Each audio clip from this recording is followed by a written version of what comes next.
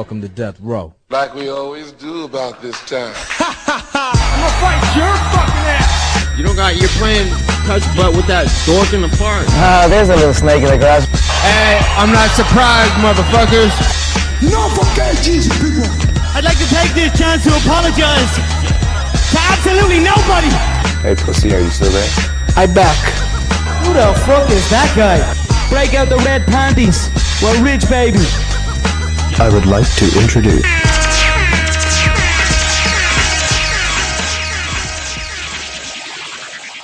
Welcome to the MMA for Money Show, episode 19. UFC 246 happened. And you know what? We came, we saw, we conquered.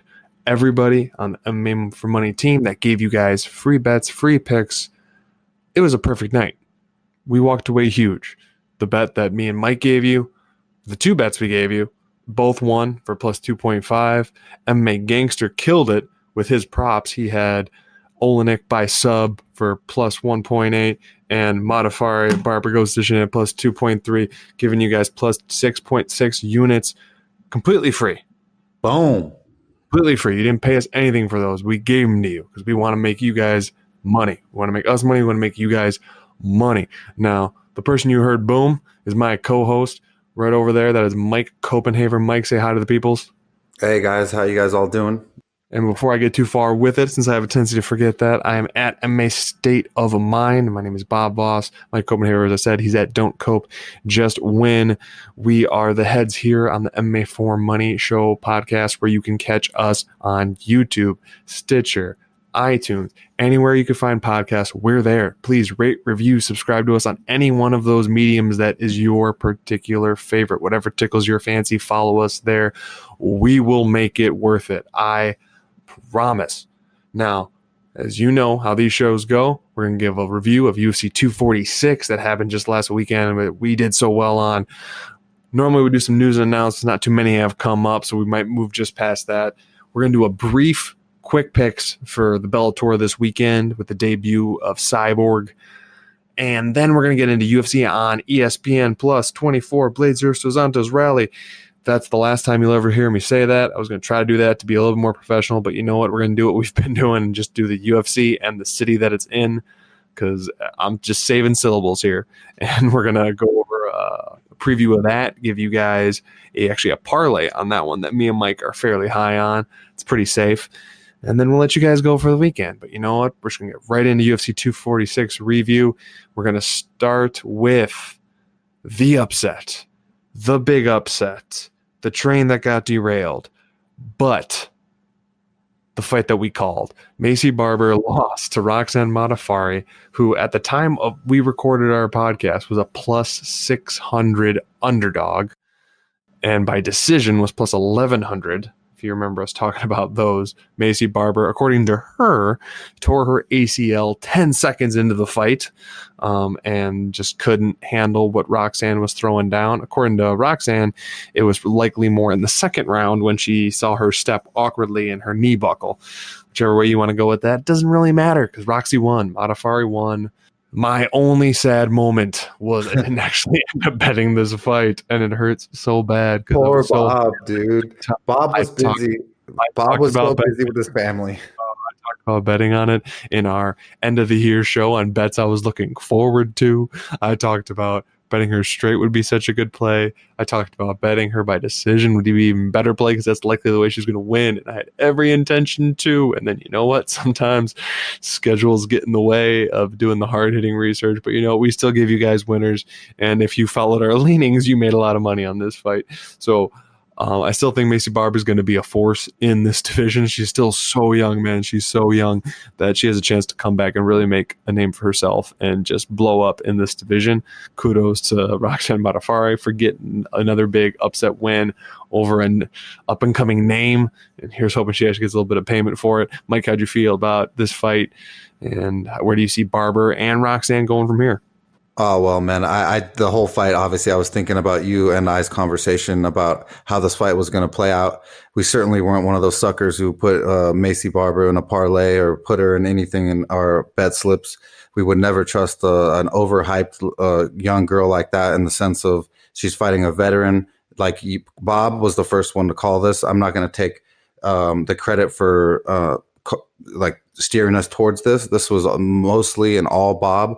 He presented it to me, and then once I heard how much faith he had in Roxanne and the fact that big upsets are the things that do happen, and I was just like, wow, I think it's really could happen. And then we decided that if she was going to win, she would most likely win going to decision. That's just like she was not going to pull off some crazy submission or anything or knock her unconscious. So it's just crazy that you and I were one of the only people who would have bet on her or did, and called her, especially for her to win by decision. And so I hope that some of you guys listened to us and made some money, because I know we made a lot of people happy. Well, again, kudos to the Happy Warrior. Will forever be a friend of this podcast, and we'll keep our eyes open for any time she's going to go into another hype job who doesn't quite have the all-around skills yet to beat someone that has been in the game that long. Now, that was my gloating because I called this one in a major way, but you know what? Want to know who else we need to throw it to? We need to throw it to Mike, because in the very next fight, Anthony Pettis fought and lost to Carlos Diego Ferreira, and by sub, all the things Mike called. It was part of his parlay that he gave out. Mike, feel free to glow on CDF's amazing jiu-jitsu. Well, man, you guys got the pleasure of Bob and I's how we break down fights and getting into our minds and how we analyze things. I told you, there's different levels of jiu-jitsu in this game. There's obviously black belts, and then there's first degree, second degree, third degree, and then there's people who just get gifted black belts because they're cute or they, paid a lot of money at their gym. But Carlos Diego Ferreira is not one of those guys. His jiu-jitsu, like I told you guys on the podcast, his top control, his transitioning, everything is so butter smooth. The only thing that I was really, really pissed off about was in the first round, he had Anthony Pettis' back. He did not secure the position with the body triangle, which is just totally off cue for a black belt. I know that you can still have other options by not, but it's definitely, he could have easily, in my opinion, got him in that body triangle and then secured him and just put him to sleep. But I really truly believe they didn't want that to end in round one. So it was round two, right? He got sub. Was it one? I believe it was two. I will double check. So it was two. And so I was just pissed that it didn't happen in round one, and then it came in round two. So it made me really happy. And I just love making you guys money out there. And I just hope that you guys tune in and take Bob and I serious, because we really take the time out of our professional schedules. Bob runs a professional company for his family, and he works really hard, waking up early in the morning. 4 a.m. is he's already up and running for real and literally. And I'm up at 4:30, ready to go to Hollywood to start building stuff for the studio. So we do all these things, and we spend our time to break down things for you guys, and just in the hopes that we could give you a better edge on your bets. Oh, absolutely. And yes, that was round two, about halfway through. And I just remember, while watching this fight as it unfolded, because we were both very high on Diego Ferreira. You were high on Diego Ferreira for all the right reasons, that how talented he is and everything like that. And as I forewarned on the preview podcast, most of my huge up for Diego Ferreira was my complete down on Anthony Pettis. Mm-hmm. But you know what? They both interceded, and it ended up being right on both sides. Actually, that reminds me, I'm sorry, we skipped a little bit ahead. The first fight we were supposed to go over was our first bet that won that night, and half of that parlay that cashed for Mike. Askar Askarov beat one-time title challenger Tim Elliott by unanimous decision and nearly had the finish in the first round. He landed some heavy shots. I'm surprised it wasn't called. It got a little bit closer as the fight progressed. As you can tell, Askarov was starting to slow somewhat, and Elliott was just shaking his head, trying to wave Askarov towards him, and then throwing one or two strikes and then doing the same thing, trying to make it seem that Askarov wasn't doing anything, even though sheer output, he was clearly beating Elliott. Was a little bit nervous for the scorecards, because sometimes the type of antics that Elliott does, you just never know. kind of sway judges, but I thought it was a very, very clear win for Askar Askarov, and that was our first bet of the night that won you guys one unit. He was minus 135 against Tim Elliott, and then going back, the parlay that we scored for you guys, which was Mike's bet, started with Askar Askarov and finished with Carlos Diego Ferreira submitting Anthony Pettis, which gave us a perfect night, even at that point, just from the podcast. So, Mike, if you have anything to say about Askar Askarov versus Tim Elliott, I know I'm kind of going a little bit backwards here, but any additional thoughts there? Yeah, the fight was really exciting, especially that first round. I couldn't believe that Tim Elliott took those strikes, and he was literally standing there unconscious. I don't think I've seen a fighter lose consciousness standing and then come back to it. But it was just incredible that he could do that. So mad props to Elliott for being the warrior that he is. But the truth of the matter is that output, numbers wise, and volume, like we talked about, was winning on the scorecards, and not to mention the power. It doesn't even matter if it was a jab or his power punch. Askar Askarov has some heavy hands for being a small guy, and so it was impressive. I'm happy he got the win, but certainly when the judges read the scorecards, I was shitting bricks. Well, and this is a perfect example of how me and Mike have talked about how much we like volume strikers, because all other things being equal, they're winning the fight. I'm sorry, they just are. Obviously, sometimes the judges kind of screw you every once in a while, but in general, give me a pressure fighter who can constantly throw and outland. I'm going to go with them most every time. Now, we're going to briefly touch, not even break it down, and you'll understand why in a second. The next fight that was on this fight card, Alyssa Grasso was supposed to fight Claudia Gadelha, but then she missed weight by 6 pounds. 6 pounds over the limit, I believe, or at least 6 pounds over the agreed upon weight. I hope the only reason I'm upset is they may remake this fight. I actually hope they do, because I was debating betting Claudia Gadelha, and then now if they do it, I would for sure bet her. The only downside is typically when something like this happens and someone misses weight by that bad, the odds in the rematch reflect it. So like the odds were Alexa Grasso was minus 115 versus Claudia Gadelha minus 105. It's not even a rematch, but if they reschedule this fight, guaranteed Claudia Gadelha is going to open at least a minus 30, minus 45, something like that favorite. For whatever reason, because it got canceled because of one side, it flip-flops the other side just because of, I don't know, they are gauging interest of people going in. So I just wanted to briefly go over that. And I'm sorry, that kind of weight miss just completely throws me for a loop, because that wasn't even close. Do you have anything to say about that awful weight cut, hopes for them rebooking, or should we move on to the boa constrictor? Yeah, other than the rude comments that I made while you were talking, I obviously did that on purpose for you fans. I don't mean to talk over Bob. It's just I'm just crazy, so I wanted to do it. It's unprofessional. It's disgusting as a pro fighter for you to do that. The only reason she did that, she was scared. To me, I really thought she was going to get submitted by Claudia. But you and I both were high on Claudia, so that was that, and it just sucked to not have another bout for the fights. Now, I actually do have to give some credit in the next fight, and not who you think I'm going to give credit for. Well, let's just go with this way. Alexei Olenek, the now 62 fight pro fight veteran, fought Morris Green. He actually got the submission there, but actually who I'm impressed with is Morris Green. I knew the submission was going to happen for Alexei Olenek, but I did it in a little bit more of a simplistic way. It's Olenek versus a non-elite heavyweight. And I mean elite like top 5, 6, 7, somewhere in there. When he fights those guys, he submits them. He just does. He finds a way. He gets there. He does it. Maurice Green throwing up a triangle from bottom, escaping the choke in the first round. I was shocked. I'm very impressed with Maurice Green going forward. And actually, I view him higher in his future than if he just would have gotten a quick knockout and beaten Olenek. But you know what? Kudos to Olenek. He's the man.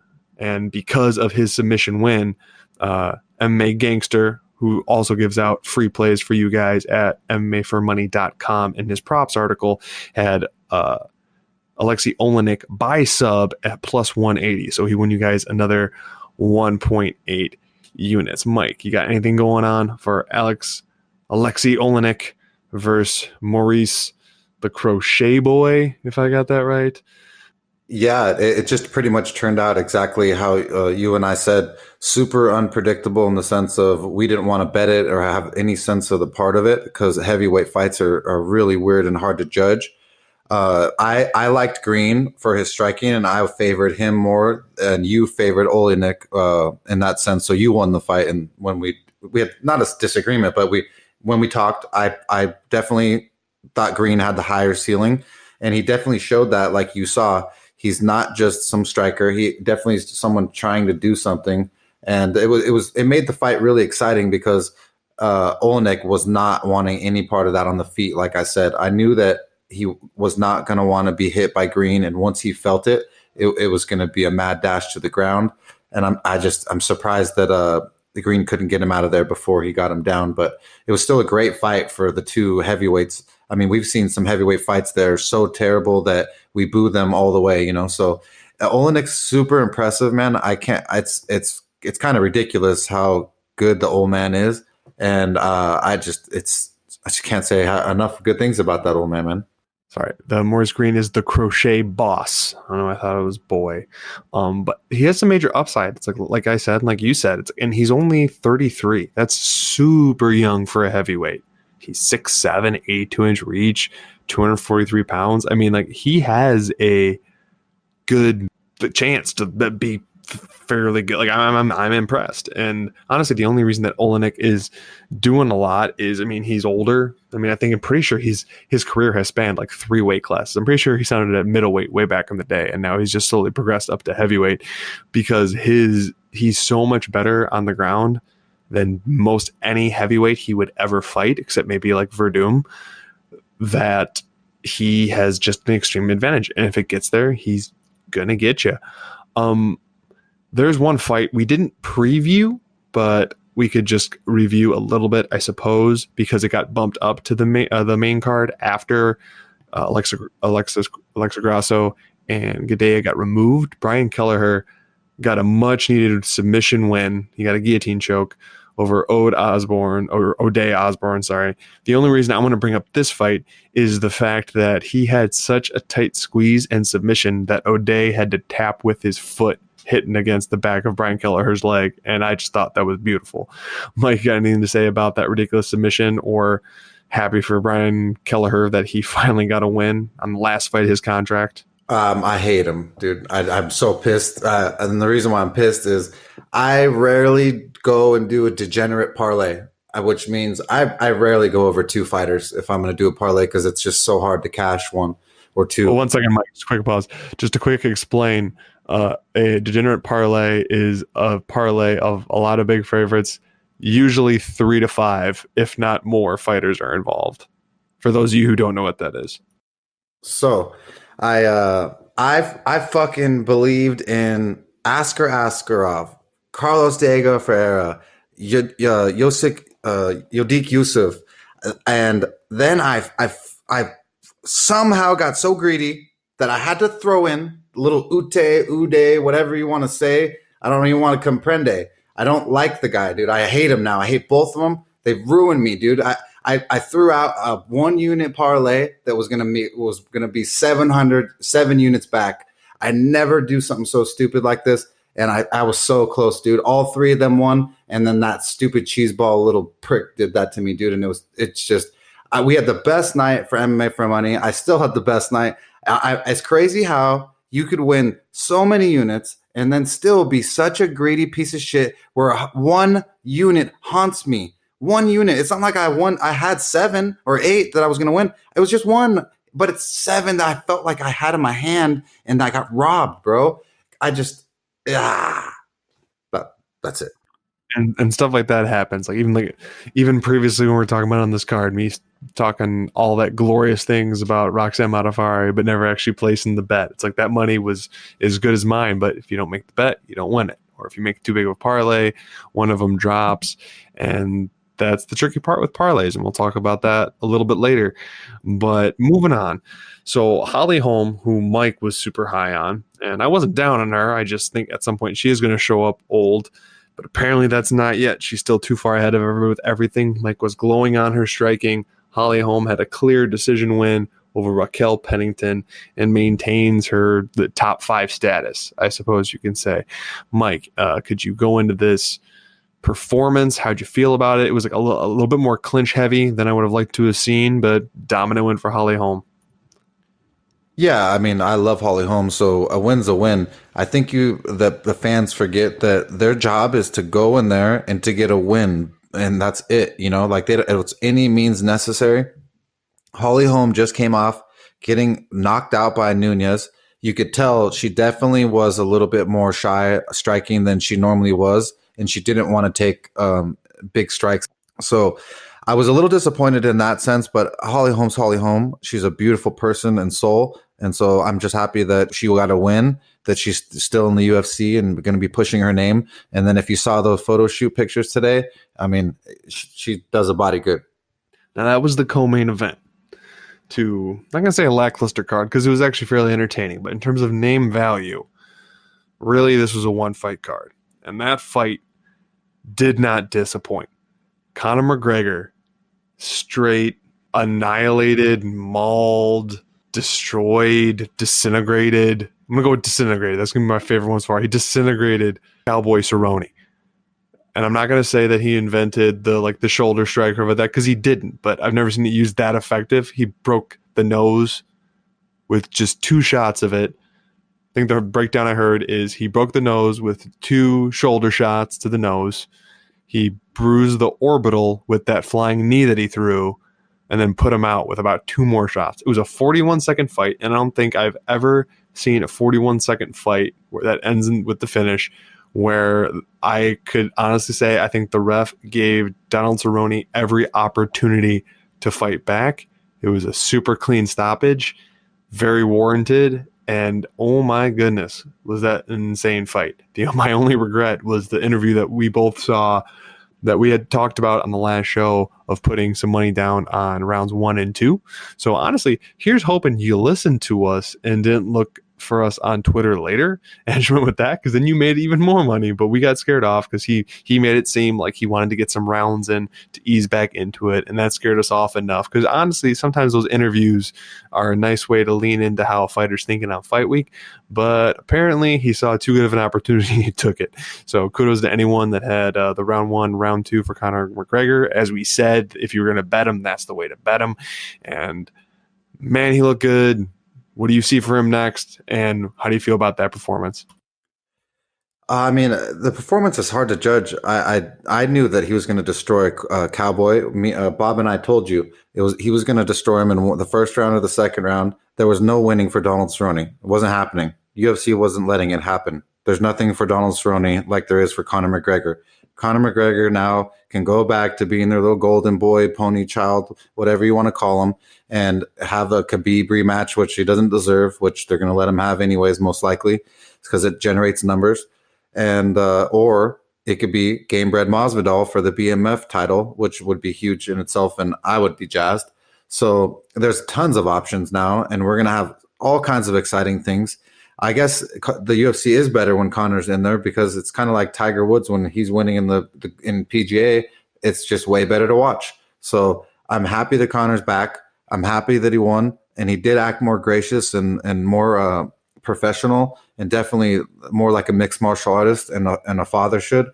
And so it was cool in that sense. But we saw nothing of Conor's abilities to go into round 3, 4, and 5 with an extra gas tank.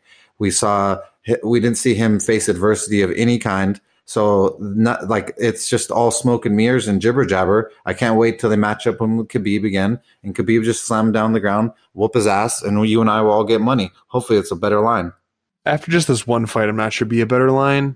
For sure, if he has another one in between and it's an impressive performance, it doesn't even have to be this impressive, just like another finish. Like if he would fight another top name and get a finish, whether it be Justin Gaethje or whoever, then if he fights Khabib after that, for sure, it would be a closer to even odds number. And then if Khabib makes it through Tony, which everyone keeps forgetting to talk about Tony, and I'm starting to lean Tony in that fight just because I just think I think that fight could end with a cut stoppage because you got 5 rounds of even if Khabib is on top, he's getting elbows. But before we get into that, because that fight's way down the line, we're going to move on.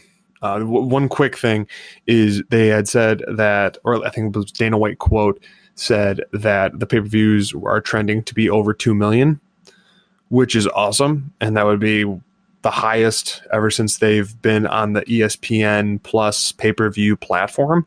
I'd be curious to find out what that means, because as far as I understand it, the way that ESPN pays out is for every pay-per-view the UFC is paid as if it does 500,000. So what's the incentive of it being a higher grossing pay-per-view? How do pay-per-view points work, given the fact that it's not in the typical manner and the numbers were kind of on a downtrend considering it was just on ESPN Plus? I'd just be curious on how all those factors work in. I do see since it's through ESPN Plus and they don't have to split any of it with the cable providers, they get a bigger percentage as is. So technically, I would think that UFC, even if this is just 2 million and the Khabib one, it was more than that. I think it was like 2.4, technically more buys. I would think that the UFC makes more with just the 2 million on ESPN Plus since they get a bigger percentage. But I don't know. That's getting a little bit too into the woods. So we're going to move on. Just briefly, we're going to go through Bellator because there is a Bellator this weekend before we get into the upcoming UFC rally card. The difference is we're just going to do quick picks because we have no bets on it. We're going to start with all the ones that have lines. Okay, so Sergio Pettis, Anthony Pettis' little brother, is making his Bellator debut, and you know what? They're setting him up real nice. He's fighting Alfred Kashakian, and this is Who? Exactly. This is a complete setup fight for the new pseudo name that Bellator has gotten as they try to bolster their lower weights with names. I think Pettis is going to blow him out unless he takes it easy, being his first fight in there to get the win. But I think he's going to go for broke and get a finish at some point. Mike, do you like Sergio Pettis or Alfred Kashakian? Alfred Kashakian's got the worst name ever. His first name's terrible and his last name's even worse. So I definitely like Sergio Pettis. Sergio Pettis is super well-rounded. He's been in there with some of the best in the UFC. And I actually like him more than Anthony. So I think that Sergio will go in there and handle him like a professional and take care of business. Most likely even get a stoppage. Juan Archuleta is fighting Henry Corrales. Juan Archuleta is minus 260 favorite. Juan Archuleta is training at the same California-based camp as TJ Dillashaw. It's one of his main training partners. As of when he's fighting, the camp is completely around him. So he's got quite the look right now going against Henry Corrales. Juan Archuleta is minus 260 favorite. Henry Corrales plus 200 underdog. Not going to surprise anybody. Me and Mike have both been high on Juan Archuleta, and you know what? I'm picking him here. Mike, you. Juan Archuleta, Henry Corrales. Oh, Juan Archuleta all day. I believe that Juan Archuleta is going to go in there, and I think he's going to actually take care of business and finish Henry Corrales. I have that much faith in Juan Archuleta. He is seriously super, super aggressive. Standing, his wrestling is the top-notch wrestling that I love in an MMA fighter, and I just love the heart in this kid, and he's just, he's amazing. He's just, the only loss recently was Patricio Pitbull. And it was a unanimous decision. So he didn't get knocked out, didn't get submitted by one of the best ever. So you just can't say anything bad about this guy because before that he beat up Eduardo Dantas, Ricky Bandejas, and a few others. But mostly Juan Archuleta has a super, super high ceiling, and I absolutely love the kid. I expect him to win this fight easily. In the co-main event of this Bellator 238, Darian Caldwell, former champ, is fighting Adam Borics. Darren Caldwell minus 105 versus Adam Borics minus 125.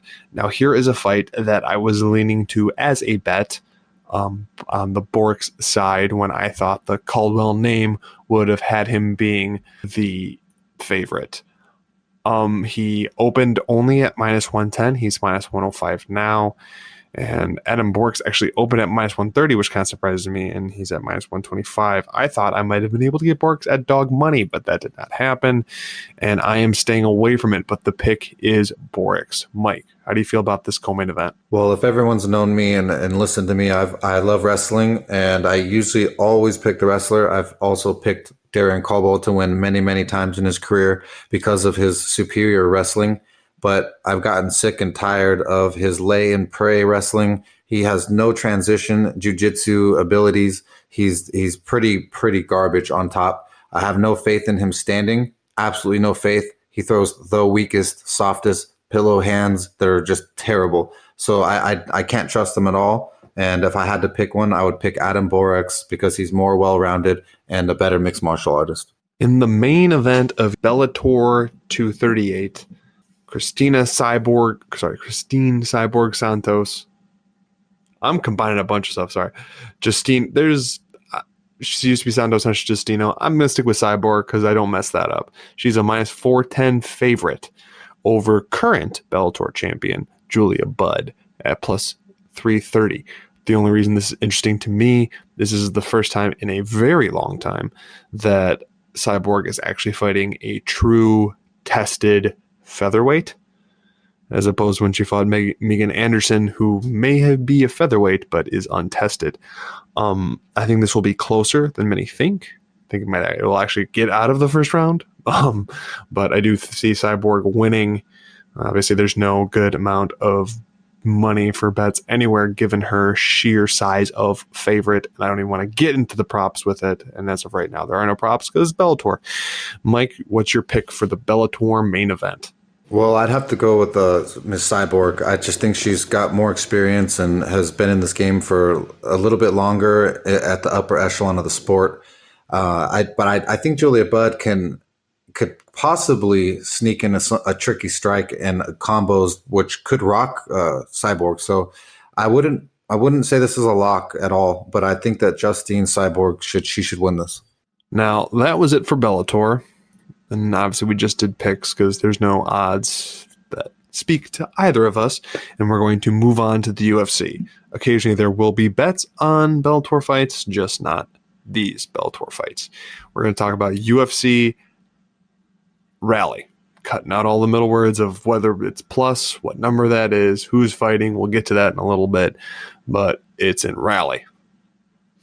So first off, the first one we're going to talk about is Jamal Hill is a minus 135 favorite versus enemy of this podcast, Darko Stasic, who's plus 115, who has cost us money and has looked even worse since costing us money.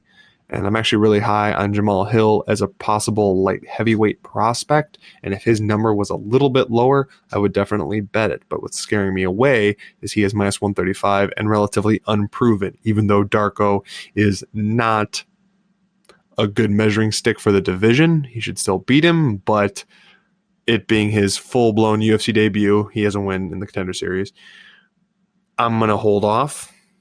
Because even if he was on the plus 115, if the odds were flipped, I probably would have a unit down on Hill, but I'm staying away from it from now, and I might regret that later, but you know what? I look forward to it. I do think Hill is likely going to put Darko Stasic away, so that's a pick for me, not a bet. Mike, how do you feel about Jamal Hill versus our nemesis? I like Jamal Hill. I think Jamal Hill's got better jiu-jitsu. I believe he's a jiu-jitsu brown belt, if not black, and Darko Stasic has nothing of the sort.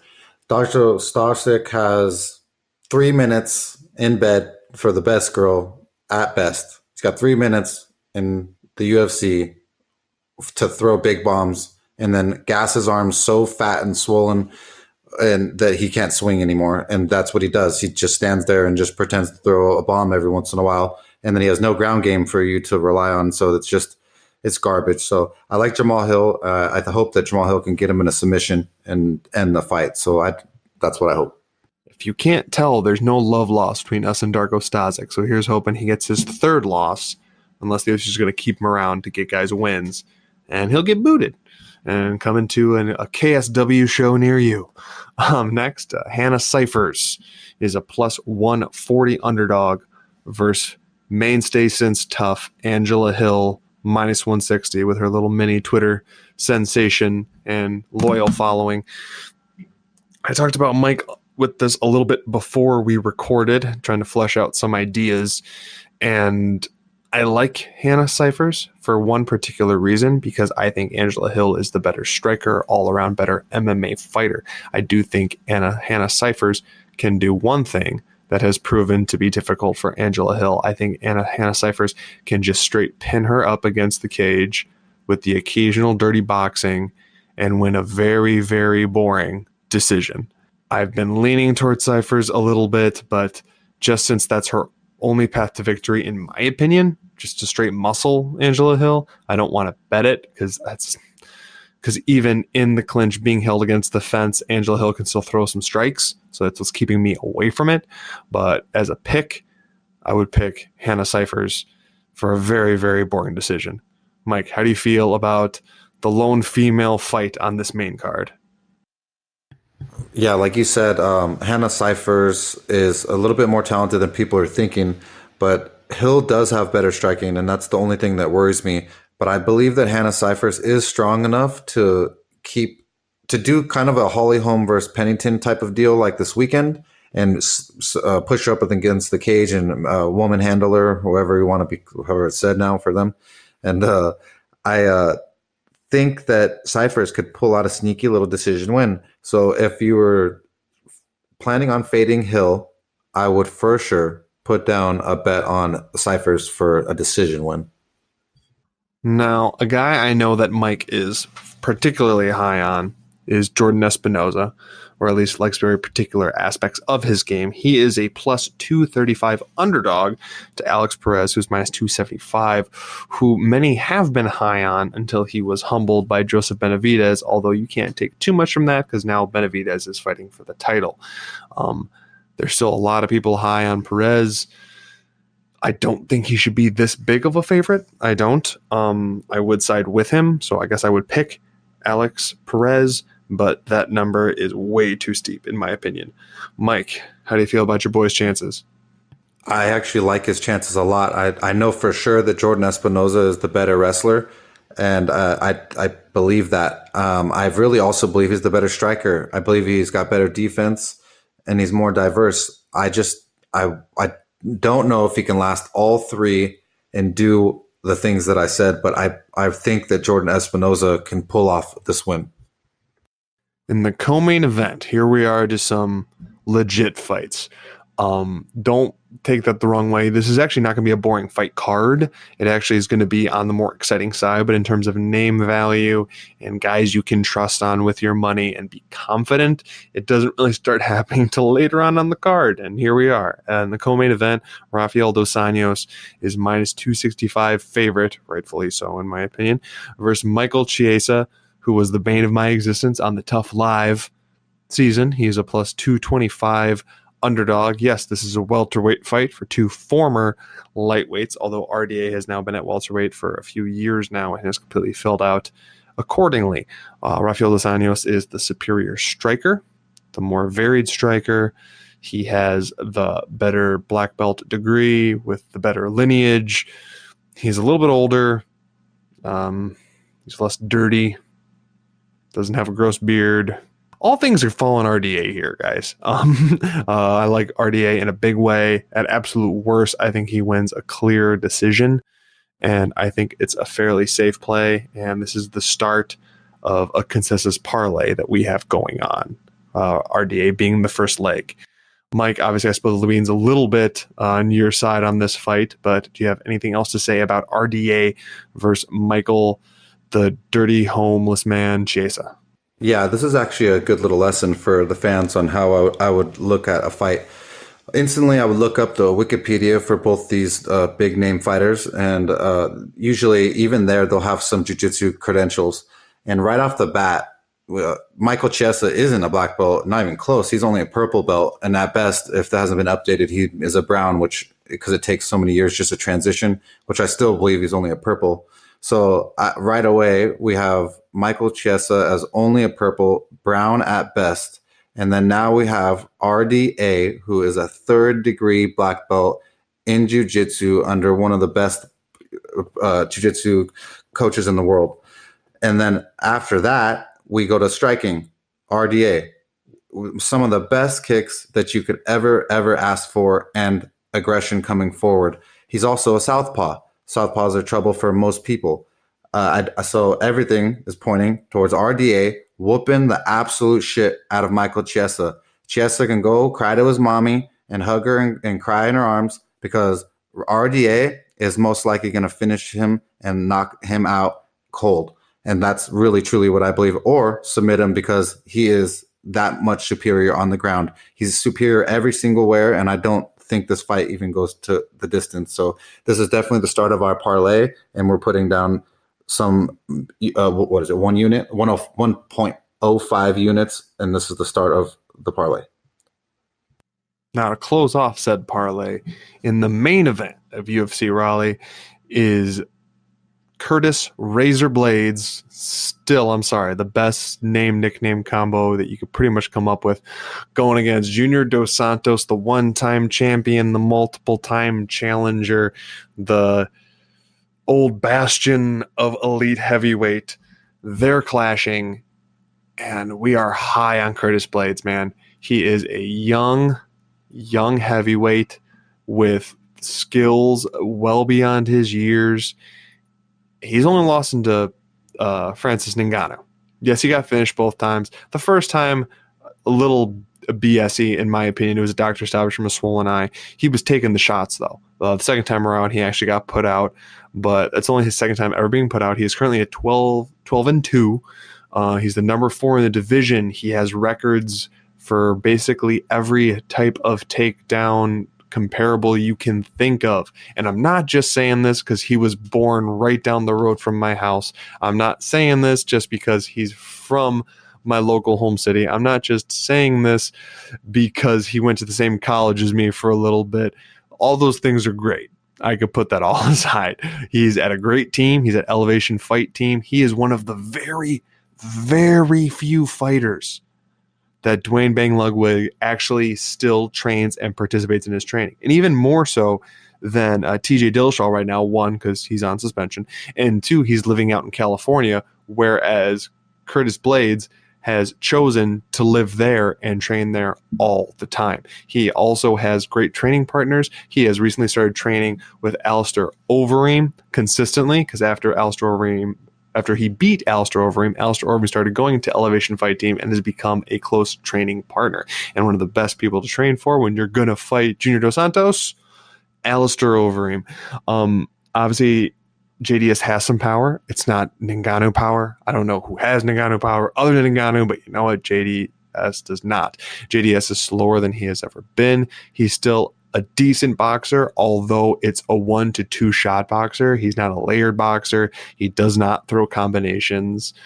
This is hard for me. I'm a longtime Junior Santos fan, but I think he's going to get hurt here. I think it's going to be more shots coming out of Blades. And you know what? I'm sorry. It's a 5-round fight. It might be boring for the first 2 rounds because Curtis Blades is going to set everything up. He's going to beat him. He's going to tire him. He's going to take him down. He's going to cut him up. He's going to throw down elbows and some vicious ground and pound.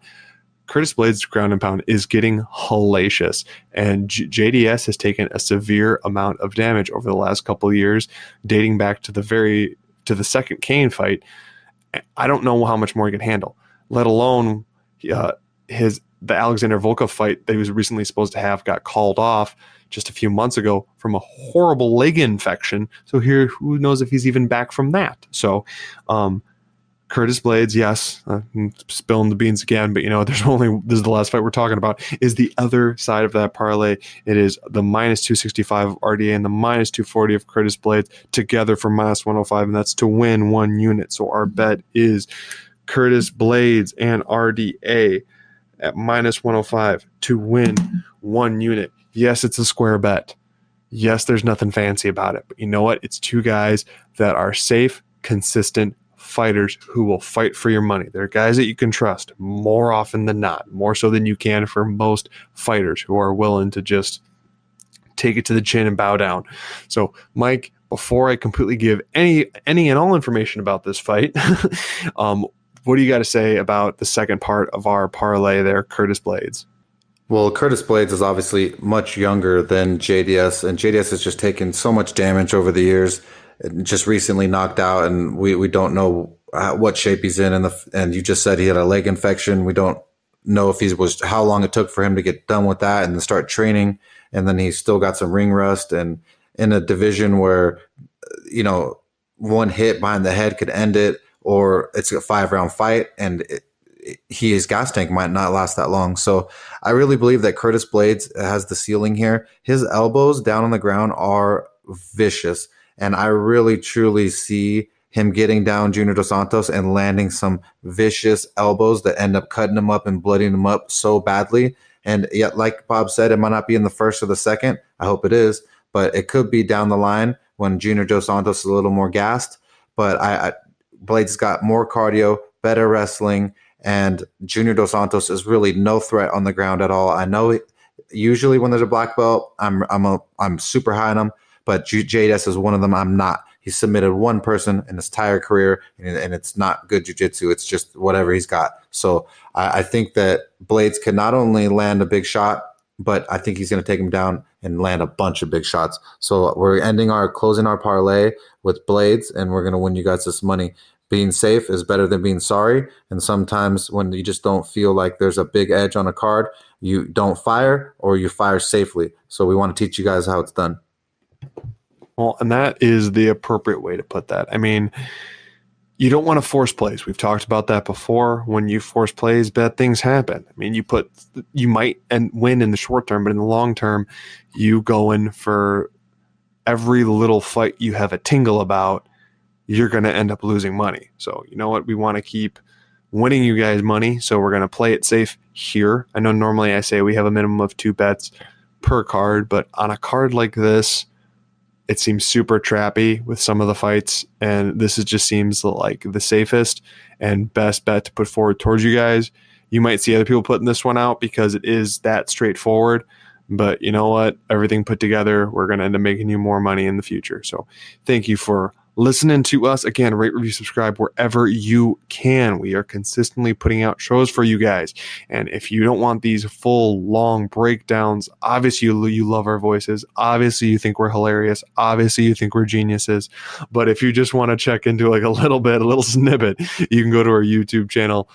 We get a good job going of individual fights getting snipped out, so they're just little 1, 2, 3, 4, 5-minute videos, however long we actually spent on it on the podcast. If you want to go with that, and please like and share those, and we'll try to keep putting those out because you guys seem to like those. So keep following us. Mike, anything to say to the people? Yeah, I can't thank you guys all enough for listening to Bob and I and believing in us. And I promise you that we take this shit serious. We're not just some guys who throw money around. We really want to win you guys money, and we take our time to make sure that happens.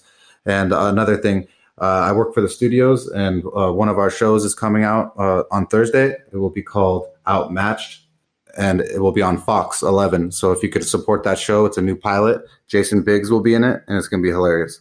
Well, and I'm a big fan of Jason Biggs. I think he's hilarious in just about anything he's in. I loved him in Loser. I loved him in the American Pie movies. I loved him in whatever that movie he was in with Dane Cook. Can't remember the name of it right now. Either way, he is hilarious in just about anything I've seen him in. So I can't wait to check that out. If you guys would, please check out Mike's show. It would do wonders. And going into this weekend and going in the future, it's about that time. Let's roll.